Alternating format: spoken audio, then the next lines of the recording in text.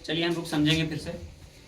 Bihar board है ना, NCERT का 10th क्लास एक्सरसाइज 12.2 का यहाँ पे देखना क्या है, क्वेश्चन नंबर 10वां।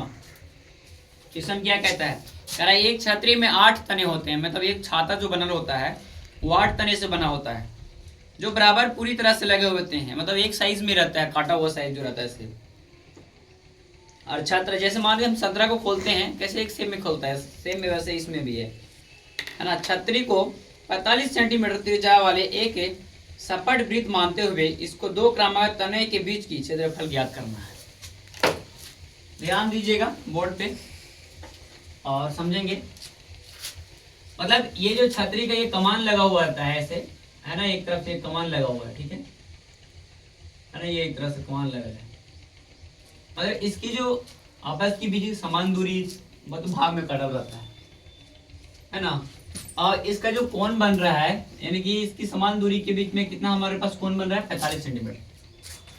चलिए 8 टोटल कितना कमान है, 8 को गिनिए तो कितना होता है, 1 2 3 4 5 6 7 8, ठीक है 8 कमान हो गया। कहता है वृत्त की त्रिज्या बराबर, यानी कि त्रिज्या तो ऑलरेडी हमको पास दे लिया है, हम त्रिज्या वहां 45 लिख रखे हैं।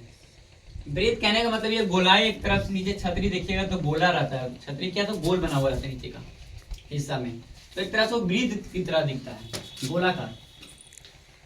कह रहा है केंद्र पर बना कोण, यानी कि इसका केंद्र पर टोटल कितना कोण बन रहा है, ये गोलाई में कितना बनेगा, तो 360 डिग्री का बनेगा। क्या वो कमान है 8 को, तो 8 से हम एकरा में डिवाइड लगा देंगे, भागा लगा देंगे, कितना आएगा 45, यानी थीटा बराबर 45 हो गया, ठीक है। 2 क्रमागत छत की तनों के बीच का क्षेत्रफल की बात बता रहा है, यहाँ पर की दो पूछेगा तो 2 के बीच में यहाँ की बात कर रहा है।